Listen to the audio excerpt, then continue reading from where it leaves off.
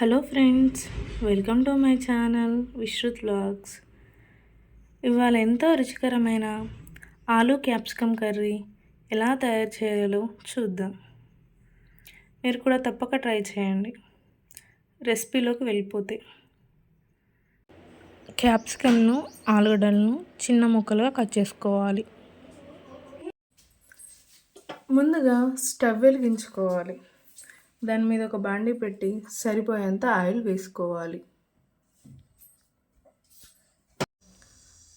Oil వేడెక్కాక కొన్ని ఆవాలు,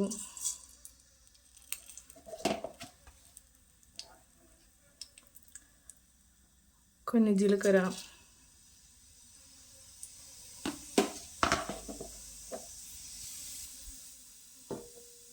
వెల్లుల్లి వేసుకోవాలి. పోపు దినుసులు, శనగపప్పు కూడా యాడ్ చేసుకోవచ్చు.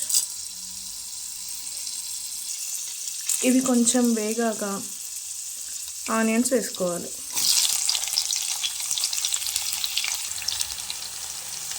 ఆనియన్స్ వేగాక కొంచెం అల్లం వేసుకోవాలి. పచ్చివాసన పోయే వరకు వేయించుకుంటే సరిపోతుంది.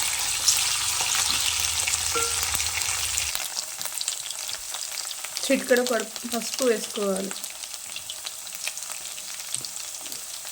మొత్తం కలుపుకోవాలి.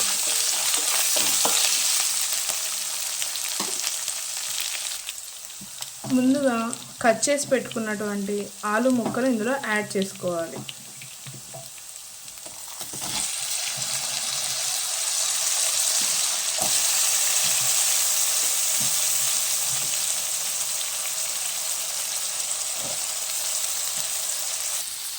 ఇప్పుడు మొత్తం అంతా కలిసేలా కలుపుకోవాలి.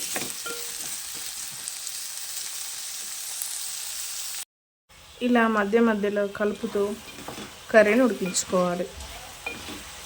ఇది కూడా ఆయిల్లో మంచిగా ఫ్రై అవ్వాలి. తగినంత కారం వేసుకోవాలి. తగినంత ఉప్పు కూడా వేసుకోండి.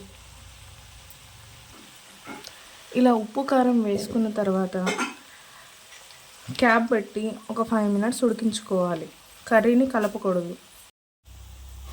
ఇప్పుడు కారం, ఉప్పు కలిసేలా మొత్తం కలుపుకోవాలి.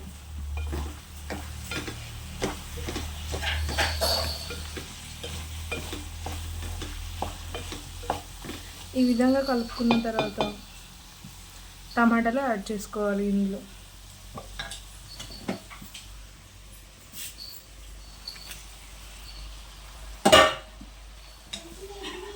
వీటిని కూడా కలుపుకోవాలి.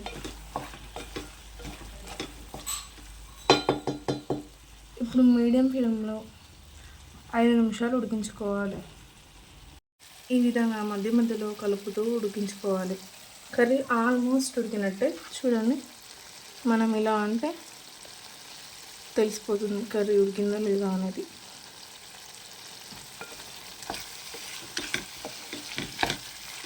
ఇందులో చివరిగా కొత్తిమీర ఆకు వేసుకోవాలి.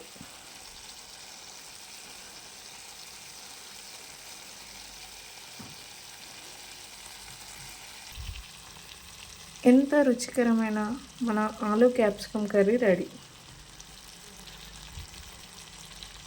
Thank you for watching my channel.